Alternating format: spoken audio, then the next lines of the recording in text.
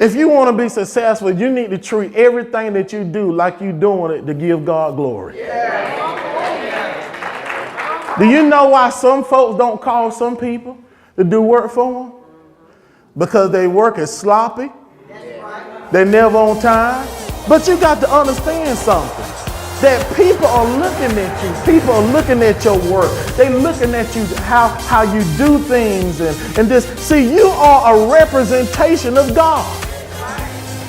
Everybody in this building are a representation of God. See, if you say that you're a believer, you say, I'm a believer, I love the Lord, I'm going to live for him until I die, I'm going to stand on his word, and then you go out, somebody call you to fix on your car, you use bubble gum to you rigging stuff, you doing all this kind of stuff, and they looking at you, I thought you were saved. You don't put forth your effort and nothing. You don't clean your house. If somebody come in your house and they be like, this don't look like a saved person house.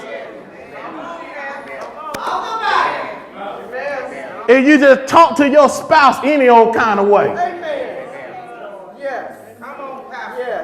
And then come to church and put a smile on your face. But if they will see you, they don't look like a child of God. Don't sound like a child of God to me. See, you have to understand that everything that you do, it doesn't matter what it is. You are doing it so that way God can get the glory out of it. So that way when people see you, they're going to say, man, what a mighty God. What a mighty God he or she served. What a mighty God he or she served. I've done enough talking. Let's get to the scripture.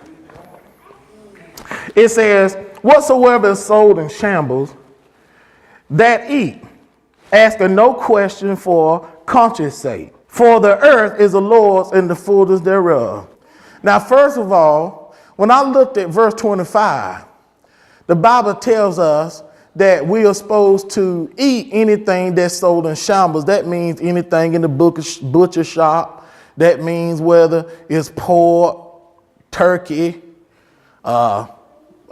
beef, whatever it is. It says don't ask no questions. Now first, the scripture is trying to tell you right now that if you are a representation of God, he says some of y'all not represent God because you're too picky. And you ask all kinds of questions. But didn't the Lord make everything? So what this scripture is telling you is that when you are with somebody, there are some things that you must do so that way you won't give an appearance like you are better or you know more. Some things you just have to do anyway because you're representing God. Just say if somebody called you and they not saved and they ain't living for God and they invite you for dinner and they cook something that you don't like and you looking at it. See, a lot of times we don't look at this stuff. We don't think about this stuff. You looking at it. I ain't finna eat that. But don't you know the Bible, the Holy Word actually teaches us how to live on earth?